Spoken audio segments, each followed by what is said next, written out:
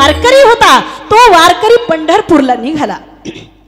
ST मध्ये दर महिन्याला पंढरपूरची वारी, दर महिन्याला सगळे गावकरी काय करायचे, त्याला तिकटानं जायचे म्हणले तुला फुकटच झाले, आता तिकीट फुकट झाले, जाय तू पंढरपूरला आणि मग तुला खर्चाय पुरते पैसे देतो. निघाला वारकरी. निघाल्याच्या नंतर एसटी मध्ये बसल्याच्या नंतर पहिल्यांदा कंडक्टरची त्याची अशी झुपली महाराज. पण आपले वारकरी मात्र कसे असतात महाराज, बोलके असतात बरं का. अशी झुपली. त्यानं सांगितलं कंडक्टरनं वारकरी हे आणि भांडतो का. वारकऱ्याला महाराज जे ते येते म्हणते ए तुला शोभते का, गळ्यामध्ये माळ दिसती, कपाळावर गंध दिसतो आणि भांडणं शोभतात का तुला. म्हणजे काय वारकऱ्यानं सगळेचा मार खायचा का महाराज. काही झालं की तिथंच आणून टेकवतात बरं का. आणि यायला 12 वाटा मोकळ्याच, कुठे जाईन कुठे बी काही कर, काय टेन्शन नाही. वारकऱ्याला म्हणलं अहो लय कशाला, देशी दारूच्या दुकानापाशी उग काहीतरी एखादा वारकरी नुसतं उभा राहा, त्याला माहीत बी नसतं इथं दुकान आहे आणि तो उभा राहिला, दुसरं इथं काय आहे मग कस काय. इथं आमचे महाराज जर उभे राहिले तिथं तर मी म्हणाल काय महाराज, उद्धव महाराज तुम्ही इथं कस काय हो. ते म्हणतात अहो ताई इथं ते पाहुणा येणार आहे. बस पाहुण्याबरोबर तुम्ही बी का.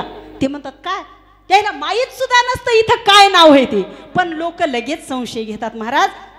असं करत जाऊ नये. संशयावनी थोर आणि पाप नाही घोर, विनाशाची वाघूर प्राणी अशी. अशा पद्धतीनं कधी संशय करू नये. आणि मग त्या वारकऱ्याला त्या कंडक्टरनं खूप बोलला, वारकरी शांत बसला. पण काय झालं, योगायोग पंढरपूर गाडी होती, सगळे एका सगळे माणसं उतरून गेले, एकटाच वारकरी राहिला आणि 50 किलोमीटरचा प्रवास राहिला. कंडक्टरनं त्या वारकऱ्याकडे मागे वळून पाहिलं. वारकरी म्हणतो याला कर्मन काय की जावा जवळ. आला जवळ. आल्याच्या नंतर वारकरी म्हणला हे बघा साहेब आपण काय करू, आता दोघच राहिलो आणि एक ड्रायव्हर आहे, मग दोघा जणाला बोर व्हायले, तिकडं मी तुम्ही एकदम समोर, दोघं आपण काय करू, काहीतरी आपण खेळू. ते म्हणलं काय खेळायचंय, म्हणलं भांडला या धोळवर आता कशाला मला सांगायला. ते म्हणलं ना जाऊ द्या म्हणे, आता काय करू आपण काहीतरी खेळू थोडंसं. ते म्हणे काय खेळायचं, काय नाही म्हणे, एक खेळ आहे म्हणे, त्याच्यामध्ये तुम्हाला जर ओळखू आलं, मी जे सांगल ते तुम्हाला जर ओळखू आलं ना म्हणे, तर काय करायचं, मी तुमच्याकडून तुम्ही मला 1 रुपया द्यायचा, नाही ओळखायला आलं तर, आणि ओळखायला आलं तर 50 पैसे म्हणे मी तुम्हाला देणार. तुम्ही मला विचारा, मला जर नाही ओळखायला आलं तर मी तुम्हाला 50 पैसे देणार. ते म्हणला वा रे वा, मला नाही ओळखायला आलं का तू माझ्याकडून 1 रुपया घेणार आणि तुला नाही ओळखायला आल्यावर तू 50च पैसे देणार. ते म्हणे कसं आहे, मी हे वारकरी, तुम्ही नोकरीवाले माणसं आहेत, बरं चल ठीक आहे म्हणे. आणि मग कोडे सांगायला सुरुवात केली महाराज. त्यांनी कोडे सांगायला सुरुवात केल्याच्या नंतर काय 17 हातन 18 पायन असते काय असं विचारलं त्या वारकऱ्यानं. ते कंडक्टर म्हणला हे असं 17 हातन 18 पाय मला काय माहीत नाही भाऊ, मला काय ओळखू येत नाही म्हणे, तूच सांग. ते म्हणे मग 1 रुपया द्या, ओळखू येत नाही तर. त्या कंडक्टरनं काढला 1 रुपया देऊन टाकला वारकऱ्याला. ऐका बरं का. आणि देऊन टाकला वारकऱ्याला. मग आता ते कंडक्टर म्हणला असं करा ना, तुम्हीच सांगा ना महाराज, आता मला तर त्याचं उत्तर आलं नाही, तुम्ही सांगा. तो म्हटला मला बी याचं उत्तर माहित नाही. मग ते म्हणला द्या 50 पैसे. आता याच्या का बापाच्या घरचे द्यायचे होते काय, 1 रुपया कंडक्टर कडूनच घेतला होता ना यानं, त्याच्यातलेच 50 पैसे काढले आणि वारकऱ्याला देऊन टाकले. मग आता याचं काही मीटर जळालं का. मला सांगायचं हे उदाहरण याच्यासाठी का आपल्याला, आपण शेतकरी वर्ग आहात का, शेतकरी असाल किंवा नोकरी असेल, काय असेल तुमच्या घरच्यांना, व्यवसाय असेल, काही बी असेल, परंतु एक लक्षात ठेवा, भगवान परमात्म्यानं दिल्याशिवाय तुम्हाला समजा शेतामध्ये 100 पोते सोयाबीन झालं, किती 100 पोते झालं सोयाबीन. झाल्याच्या नंतर ती काय तुम्ही काय त्याला केलं का महाराज, असं नेऊ एका झाडाला पाणी टाकलं का गिलासानं, नाही टाकलं ना. हे निसर्गाचं म्हणजे माझ्या भगवान परमात्म्याच्या हातात आहे. कारण चाले हे शरीर कुणाची सत्ते, कोण बोलविते तुझं विन. मग आता हे सगळी सत्ता त्याची आहे, तर मग आता तुम्ही काय पाणी टाकलं नाही, निसर्ग माझ्या परमात्म्याच्या हातात आहे. त्यानं जर पाऊस बंद केला, बटन दाबलं बंद होण्याचं, दाबते ना ते बी बटन कधी कधी, आणि मग पाऊसच नाही पडला, तुम्हाला त्या 100 पोत्याच्या जागी फक्त 2च पोते सोयाबीन झाली, ती बी अशी कुरमुडी झाली, म्हणजे नुसत्या पापड्या झाल्याच्या नंतर तुम्ही म्हणल्या बाई याच रानामध्ये गेल्या वर्षी 100 पोते सोयाबीन झाली, सप्त्याला किती दिली मग तू? काहीच नाही. सप्त्यावाले घरी आले वर्गणी मागायला, म्हणले किती दिवस झाला सप्ताह सुरून? म्हणले 4 दिवस झाले.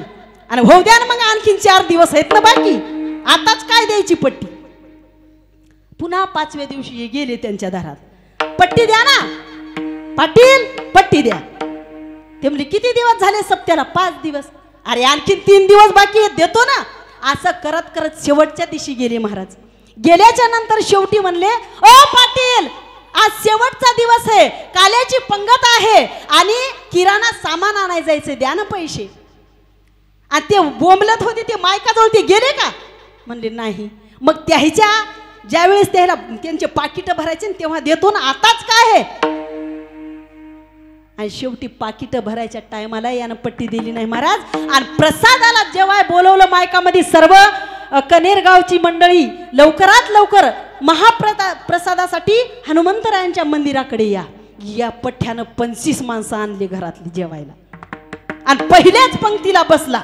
आणि पुन्हा जेवण झाल्याबरोबर कार्यकर्ते मंडळीकडे गेला, म्हणजे आमची जिजाऊ माता भजनी मंडळ, या भजनी मंडळाकडे आला आणि म्हणे सांगा सप्त्यामध्ये एवढी वर्गणी जमा झाली, कुठे ती?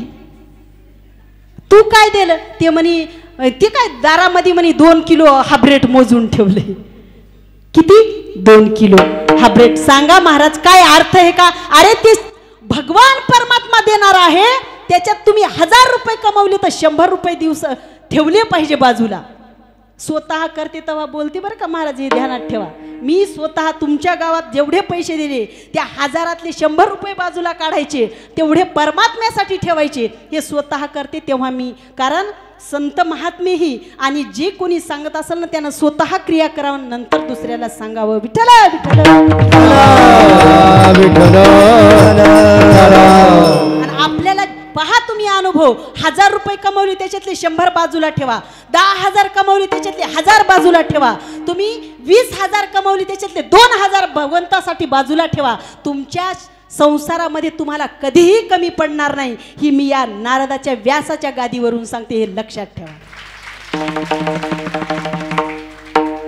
आणि म्हणून इथं ज्याने वर्गणी कोणी दिली नसेल ना महाराज, सढळ हाताने माझ्या परमात्म्यासाठी द्या, तुम्हाला कुठेही काही कमी पडणार नाही, हेच सांगायचं. म्हणून एकच सांगायचं की ऐकाजी तुम्ही भक्त भागवत, कराल ते हित सत्य करा. हेच हित जीवनामध्ये, दुसरं हित कशाचंही नाही महाराज, कशातच हित नाही. म्हणून 3ऱ्या चरणात महाराज म्हणतात कोण्याही जीवाचा न घडो मच्छर, वर्मे सर्वेश्वर पूजनाचे.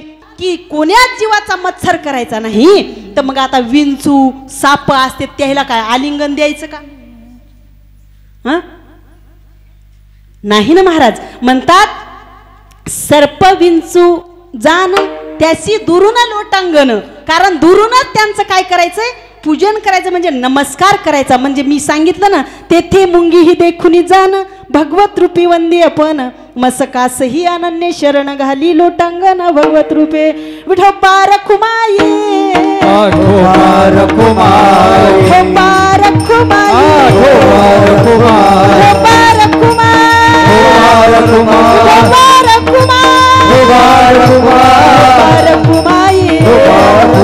विठोबा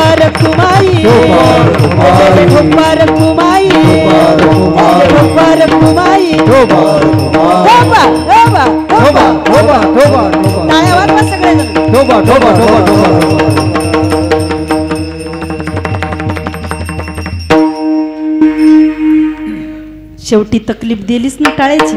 मी नाही देत बर का, माझे तू खूप बरं आहे. सांगतात लागून या पाया विनवितो तुम्हाला, करटाळी बोला मुखी हरिनाम. विठ्ठल विठ्ठल मना वेळोवेळा, हा सुख सोहळा स्वर्गी नाही. खूप बरं सांगितलं, टाळी वाजवा. कारण ज्या ज्या वेळेला विठ्ठल विठ्ठल होतं ना, बसणाऱ्या माणसांनी विठ्ठल विठ्ठल करताना टाळी वाजवायची महाराज. कारण टाळीचे बी अनेक प्रकार सांगता येतात. या शरीरामध्ये किती रोग आहेत आणि ते किती नष्ट होतात ते सांगायला तितका बी वेळ नाही आपल्याकडे, संपलेला आहे. म्हणून सांगायचं तात्पर्य एकच की जीवनामध्ये भगवान परमात्मा एक पाहायला पाहिजे. विष्णुमय जग वैष्णवाचा धर्म, भेदाभेद भ्रम अमंगळ. ऐकाजी तुम्ही भक्त भागवत, कराल ते हित सत्य कराव. कोण्याही जीवाचा न घडो मच्छर, वर्मे सर्वेश्वर पूजनाचे.